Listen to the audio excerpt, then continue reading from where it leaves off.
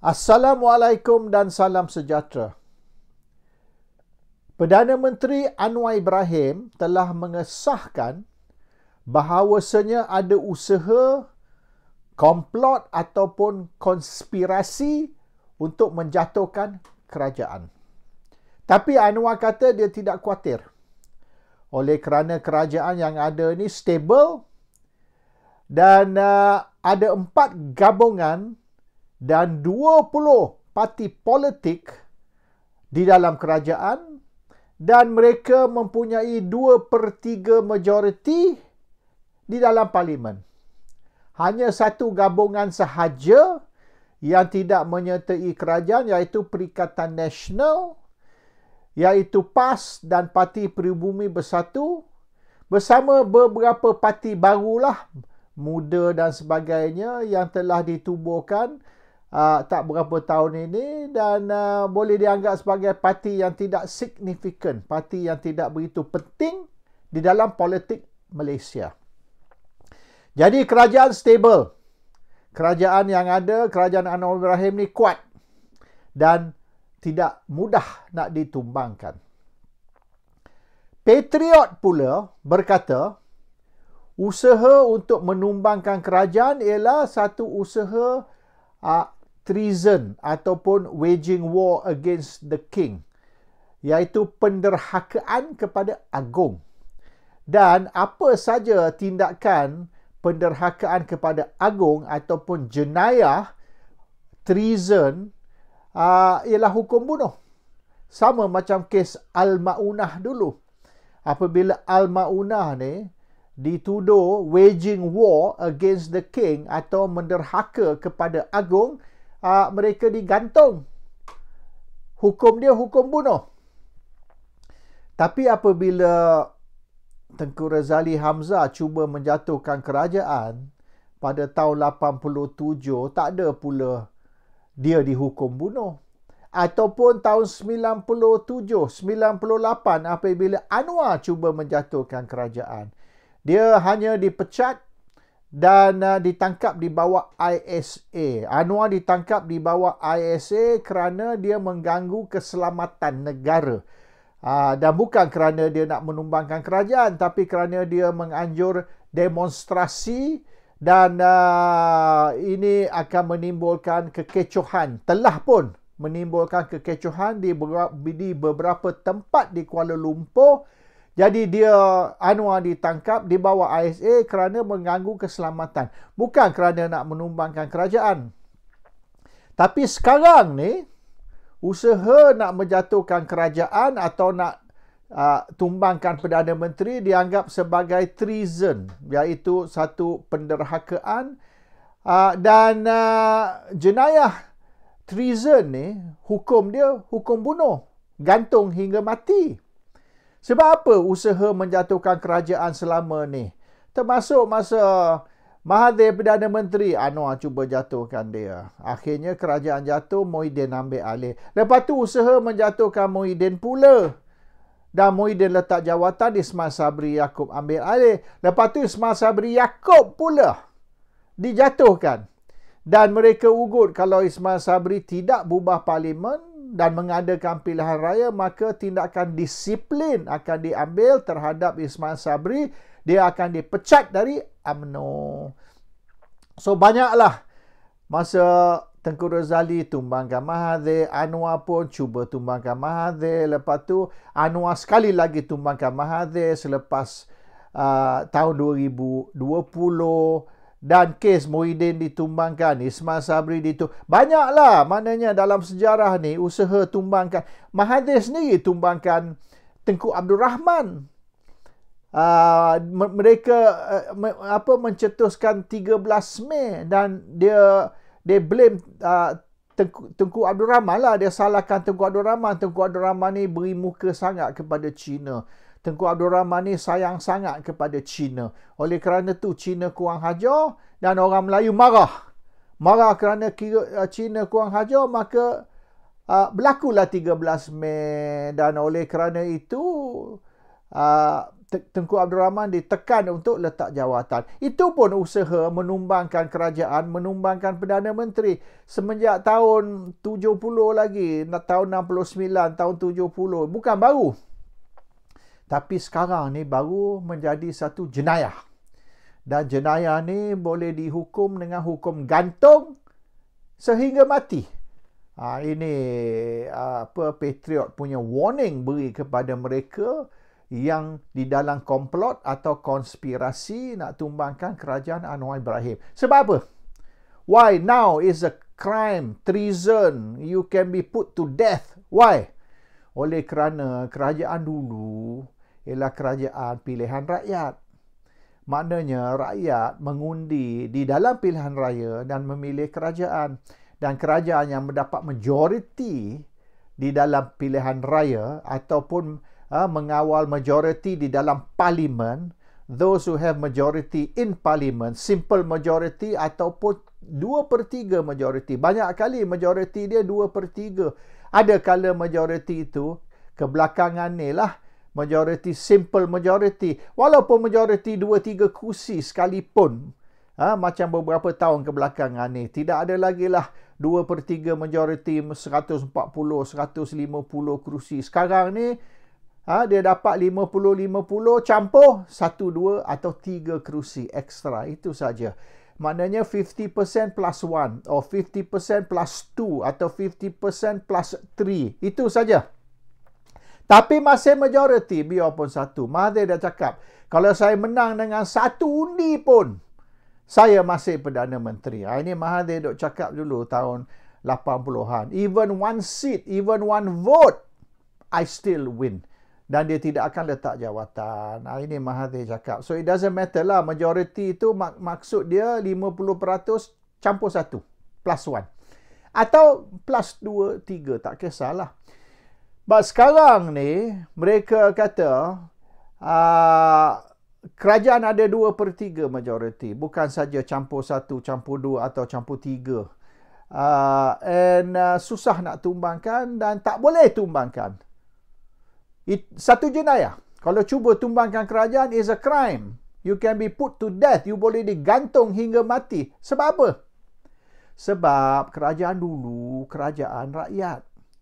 Kerajaan hari ini, kerajaan yang dipanggil kerajaan perpaduan konon, kerajaan hari ini ialah bukan kerajaan rakyat, kerajaan istana, kerajaan agung.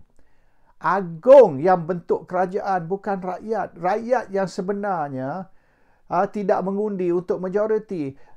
Rakyat tidak bagi majoriti kepada sesiapa di dalam pilihan raya baru ni, PRU15. Nobody was voted in. Sebab rakyat pecahkan ni kepada 3-4 gabungan. Maknanya Sabah satu gabungan, Sarawak satu gabungan, Barisan Nasional satu gabungan, Pakatan Harapan satu gabungan, dan satu lagi gabungan yang hari ini pembangkang ialah Perikatan Nasional. So bermakna ada 5 gabungan dan rakyat tidak beri sesiapa pun majoriti untuk bentuk kerajaan. Nobody dapat majoriti. Tidak ada seorang pun, tidak ada satu gabungan pun yang menang 1-1-2. 1-1-2. Itulah dia punya minimum requirement. Kalau tak menang 112 kerusi parlimen, iaitu 50% campur 1. 50% is 1-1-1 campur 1, iaitu 1-1-2. Oleh kerana tidak ada satu gabungan pun yang menerima, tu saya kata parti. Parti yang boleh dikatakan terima majoriti terbesar ialah PAS. Nombor 2, DAP. So, maknanya parti jangan cerita. Kita cerita gabungan. Tak ada satu gabungan yang terima 50% campur 1. So, tidak ada satu gabungan pun yang boleh bentuk kerajaan. Jadi, mereka kata oleh kerana pengundi ataupun rakyat Malaysia tidak mengundi untuk sesiapa untuk bentuk kerajaan, semua gabungan di bawah 1-1-2, in fact boleh katakan di bawah 50. Nobody got even 50 kerusi. Terus saya ceritalah 112. 50 pun tak dapat. Yang mungkin gabungan terbesar ialah Pakatan yang dapat 82. Tapi 82 tu bukan satu parti, banyak parti. Dan parti, kalau ikut parti terbesar, DAP dapat hanya 40. Masih rendah banding dengan misalan PAS. So, Agong terpaksa campur tangan. Kerana rakyat gagal memilih kerajaan. Rakyat tidak mahu memberi mana-mana parti, mana-mana gabungan majoriti untuk bentuk kerajaan. Bermaknanya macam rakyat ni sudah boikot lah parti-parti politik ataupun gabungan. Rakyat boikot dan rakyat merajuk dan rakyat tak mau bagi sesiapa majoriti. So, mesej kepada rakyat semualah. Baik parti ni ke, parti tu ke, gabungan mana satu sekalipun, rakyat tidak mahu sebagai kerajaan. Jadi terletak kepada tangan Agong untuk menentukan, iaitu adakah pilihan raya semula, iaitu PRU 16 yang mungkin perlu diadakan pada bulan Disember tahun lepas, ataupun Agong propose, Agong suggest, Agong memberi cadangan. Why not? Oleh kerana tak ada siapa pun yang menang. Kalau nak ikut dari segi majoriti, nobody won the majority. Nobody menang cukup kerusi untuk bentuk kerajaan. Kita tak bolehlah tak ada kerajaan. So, kalau kita nak selesai deadlock ni, deadlock bahawasanya nobody won enough seats to form the government, tidak ada seorang pun yang menang cukup kerusi untuk bentuk kerajaan, maka kita adakan PRU 16. Pilihan raya semula yang akan mengambil masa dan akan belanja berbilion tu. 1-2 bilion tu baru. Kalau kita nak ada PRU 16, so lebih baik save duit, save masa. Engkau orang pakatlah ramai-ramai buat satu kerajaan gabungan. Ini berlaku banyak negara. Tahun 2010 di England sama. Tak ada siapa menang cukup kerusi. So, akhirnya Conservative Party dengan Lib Dem, Liberal Democratic Party, mereka bentuk satu kerajaan gabungan. Coalition government. Untuk satu term lah. Masuk pilihan raya 2015, dia orang berlawan balik lah. Dia orang taklah pakat dalam pilihan raya. So, they did not cooperate untuk pilihan raya. They cooperate selepas pilihan raya. Hanya untuk bentuk kerajaan. Hanya untuk satu penggal. That is what happened di England juga tahun 2010. So, Malaysia ni, mereka bentuk satu kerajaan gabungan untuk mengelak dari mengadakan pilihan raya semula ataupun PRU 16. Dan Agong propose, Agong suggest, kau orang pakatlah ramai-ramai, tengok boleh bentuk kerajaan. Tidak. So, akhirnya yang bersetuju ialah Barisan Nasional dengan Pakatan Harapan. Dan apabila Barisan Nasional dengan Pakatan Harapan berjaya berpakat, maka Gabungan Sabah dan Gabungan Sarawak pun menyertai lah. Since you dah berjaya bentuk kerajaan, baik kita join kerajaan, sebab Sabah Sarawak tak mau duduk dalam pembangkang. Mereka nak duduk dalam gabungan. Sekiranya misalan Barisan Nasional dan katalah Perikatan Nasional, kedua-duanya bersetuju bentuk satu kerajaan, Sabah Sarawak akan join Perikatan dan Barisan. Tapi oleh kerana Barisan berpakat dengan Pakatan, maka Sabah Sarawak join Pakatan. Dia join mana-mana. Siapa kerajaan, kita akan join. Tak kisahlah tim A ke tim B. Itu sikap Sabah dan Sarawak. Tapi gambaran yang mereka beri ni ialah kerajaan yang dipanggil perpaduan, tapi yang sebenar kerajaan gabungan. So, kerajaan gabungan ni dibentuk atas perintah Agong. Perintah ataupun titah ataupun arahan Agong. Tidak betul. Agong tidak arah satu kerajaan dibentuk ataupun kerajaan pakatan atau kerajaan perpaduan dibentuk. Hanya surat dari Istana Negara ialah Seri Paduka Baginda Yang di-Pertuan Agong berkenan melantik Anwar Ibrahim sebagai Perdana Menteri. Memandangkan tidak ada mana-mana parti yang memperolehi majority di dalam kerajaan. I mean, nobody won. Semua parti kalah. Tak ada satu parti menang, baik parti, baik gabungan. Nobody won. Tapi Pakatan Harapan memenangi minoriti yang terbesar. Kita kena faham, is not majority, minoriti yang terbesar. The largest minority ialah Pakatan Harapan. Bukan majority, ya. So, oleh kerana Pakatan memenangi minoriti yang terbesar, the largest minority, maka Agong berkenan untuk melantik Anwar sebagai Perdana Menteri.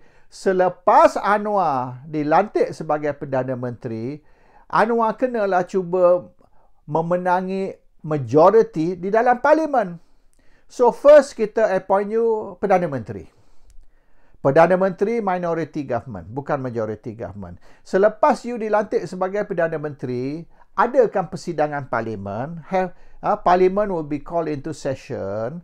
Dan apabila parlimen bersidang, awak cubalah dapat sokongan majoriti dari parlimen. Kalau tidak ada undi tidak percaya, tidak ada vote of no confidence, maka kalau tak ada undi tak percaya, itu boleh dianggap sebagai undi percaya.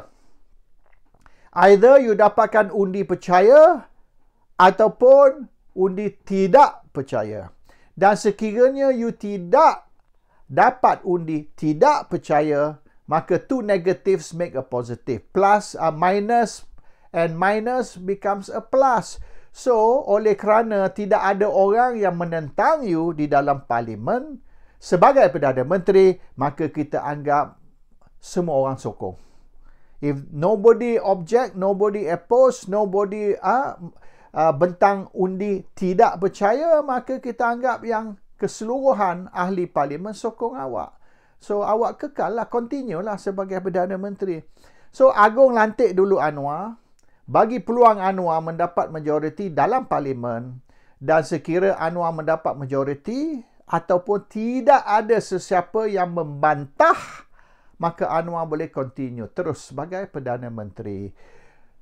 Agong tidak titah. Di dalam surat tak sebut tentang kerajaan perpaduan ataupun untuk parti ini dan parti itu, ataupun gabungan ini dan gabungan itu membentuk satu kerajaan bersama. No. Cuma Agong serah kepada Anwar, I appoint you Prime Minister, you pergi selesai masalah, mendapat sokongan parlimen. Kalau kau dapat sokongan parlimen, teruslah sebagai Perdana Menteri. Kalau majoriti dalam parlimen membantah atau awak tidak boleh dapat, sekurang-kurang 112 ahli parlimen menyokong awak, bermaknanya Anwar kena ada 111 ahli parlimen, termasuk dia 112. Kalau Anwar gagal mendapat 112 ahli parlimen menyokong dia, maka Anwar kena letak jawatan ataupun bubar parlimen. Dan selepas parlimen dibubar, mengadakan PRU 16. Tapi tak ada orang yang membantah, tak ada orang yang bangkang Anwar jadi Perdana Menteri. So, sampai hari ini dia masih Perdana Menteri. Tapi kerajaan ni bukan kerajaan dibentuk atas titah atau perintah atau arahan Agong. Itu bohong.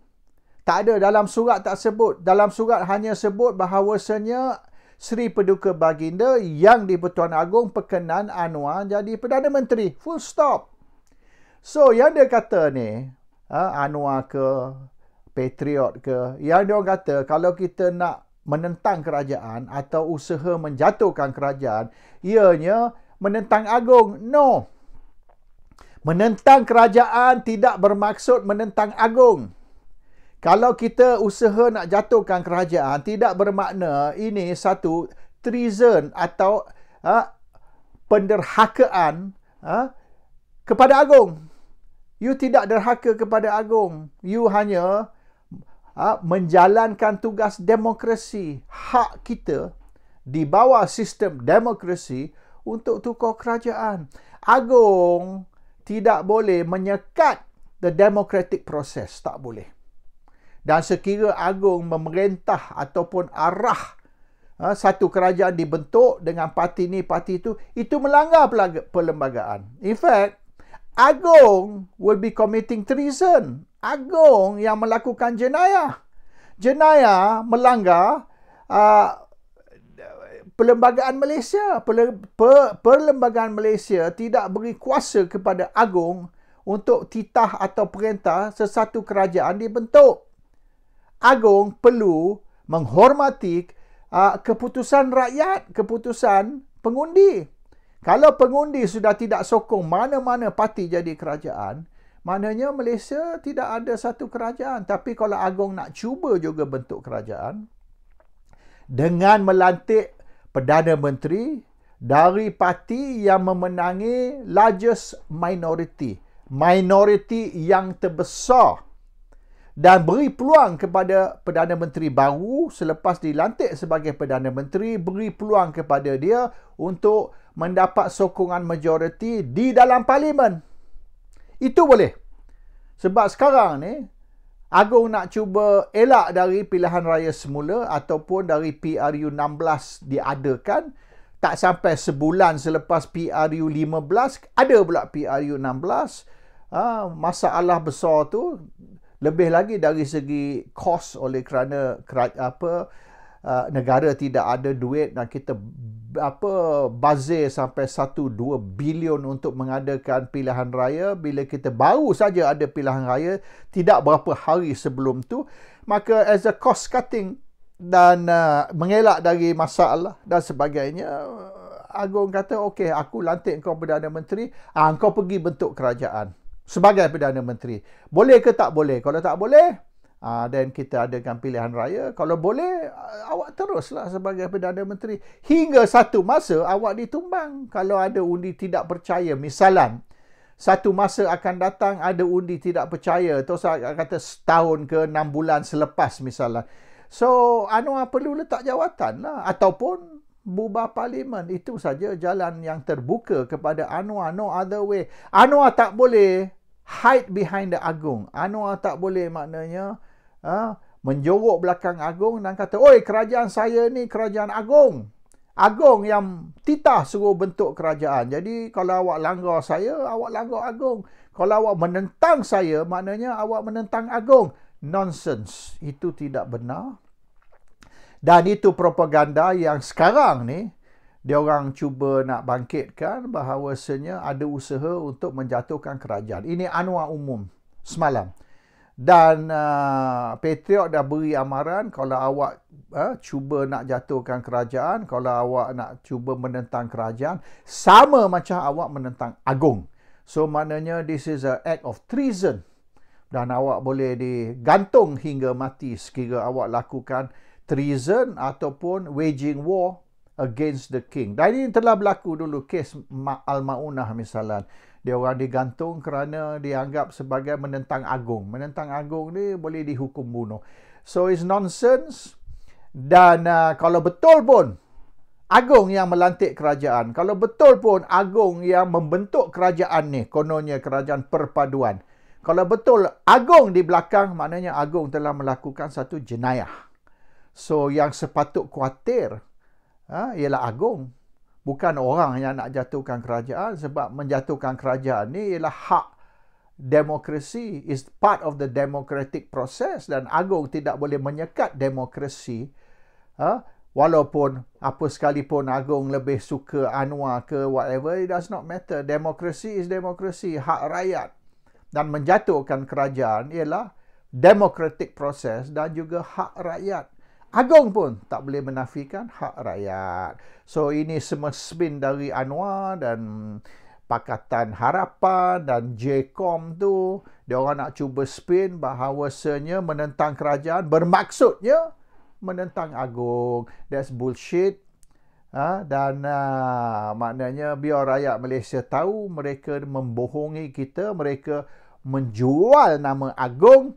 Yang kononnya apa yang berlaku sekarang ialah kehendak Agong, perintah Agong, dan kalau kita tak setuju, kita maknanya menderhaka kepada Agong. Assalamualaikum. Salam sejahtera.